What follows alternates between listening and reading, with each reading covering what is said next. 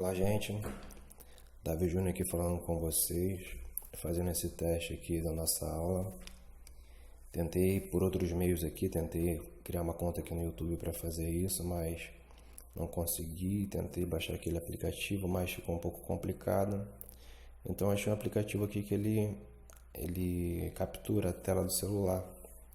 Então eu vou tentar aqui por ele passar alguma coisa aqui hoje para vocês, tá? A respeito aí da nossa aula de português.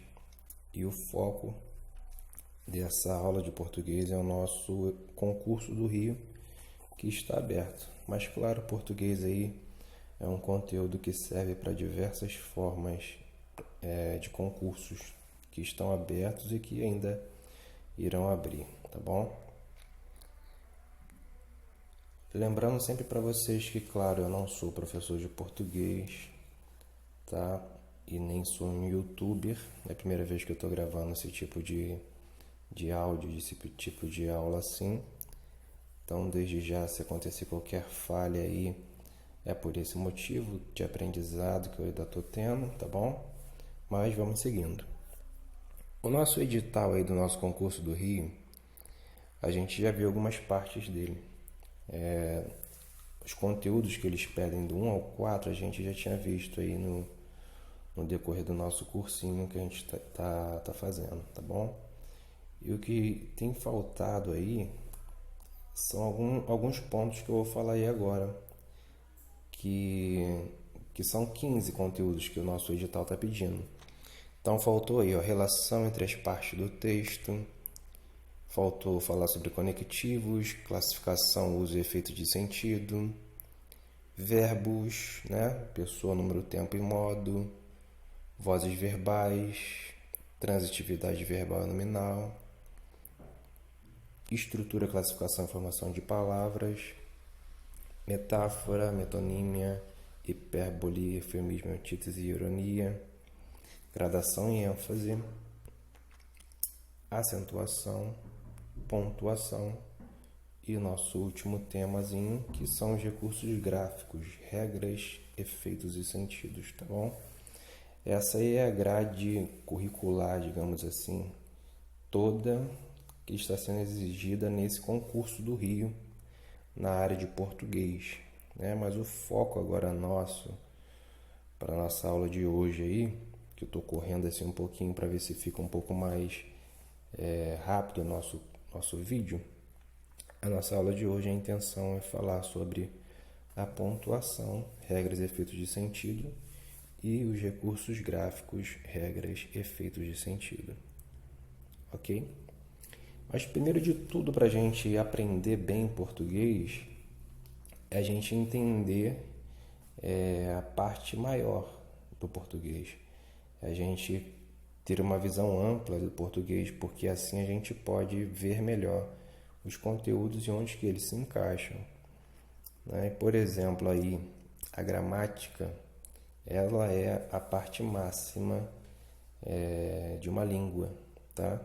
Gramática vem do grego aí, grammatike techne, que significa literalmente a arte das letras, ou algo parecido com isso, tá? Então, a arte das letras é a gramática, e a gramática é a base da nossa língua, é a base de tudo aí, de qualquer língua. Tá? O dicionário define gramática como o estudo objetivo e sistemático dos elementos, fonemas, morfemas, palavras, frases e dos processos de formação, né? Processo de formação dos fonemas, das palavras, das frases, né? Processo de construção, flexão e expressão, que constituem e caracterizam o sistema de uma língua. Então, falando aí da nossa língua portuguesa, a gramática da língua portuguesa, ou a gramática do nosso português, ela estuda os elementos e os processos da nossa língua portuguesa, tá? Simples assim de a gente entender. Só que a gramática, ela é dividida em 5 grandes temas, ou 5 grandes tipos de estudos. Tá? O primeiro deles aí é a fonética, o segundo a morfologia, terceiro a sintaxe ou sintaxe e o último aí a semântica, tá ok? A fonética, ela tem a ver aí, ela estuda principalmente o som e a escrita. Então, quando se fala de som, de pronúncia ou de como se escreve, a gente está falando da parte da gramática que é a fonética. Então, quando a gente fala de paroxítona, oxítona, ortografia correta, a gente está falando ou estudando a parte da gramática que se chama fonética.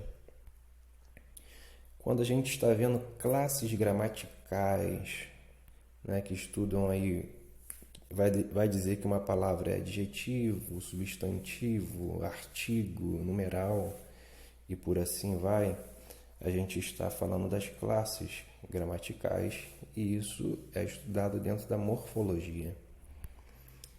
E quando a gente vai ver então a função sintática de uma palavra dentro de uma frase, ou seja, a função que aquela palavra exerce dentro de uma frase, de uma oração ou de um período, os nossos famosos aí sujeito, predicado, complemento nominal, complemento verbal, a gente está estudando sintaxe, né? A gente está falando aí da função sintática que a palavra assume dentro de uma frase.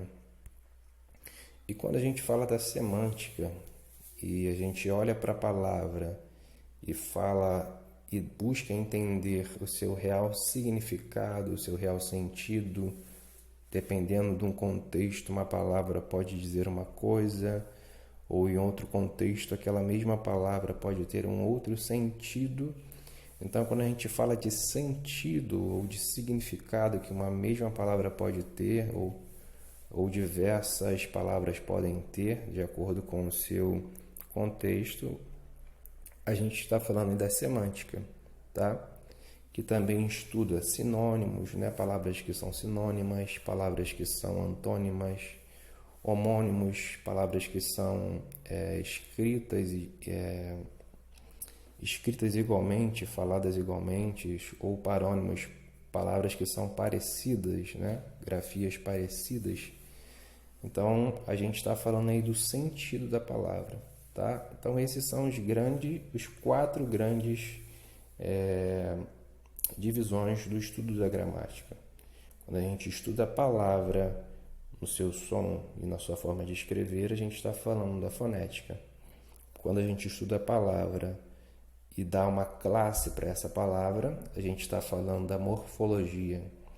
Quando a gente vê essa palavra e a função que ela tem dentro de uma frase, a gente está falando da sintaxe.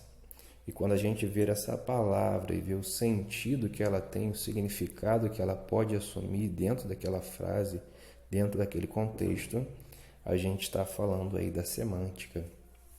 E há uma outra classe também dentro da gramática que não se fala muito, apesar de cair bastante nos concursos, é a estilística, né?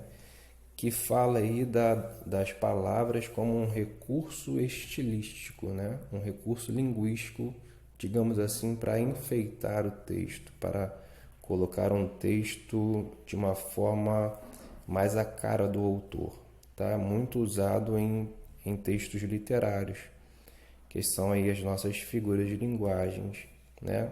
Escrever, por exemplo, em versos é uma forma, é um estilo de escrita que a gente pode dar para uma palavra para que aquele texto se torne mais estiloso de acordo com o que o autor deseja, ok? Então, esses são as 4 maiores que estão aí no círculo maior e a estilística que está no círculo menor. Então, essas são as 5 grandes áreas da gramática. Mas por que então é bom, por que é interessante saber as divisões da gramática? Por que isso é importante? É importante, como eu já tinha dito, porque a gente, né, terá uma visão ampla do estudo da língua portuguesa. A gente saberá entender melhor aqui aquele assunto está querendo dizer, ou aqui aquele assunto está dentro do ramo de estudo da gramática. Isso faz a gente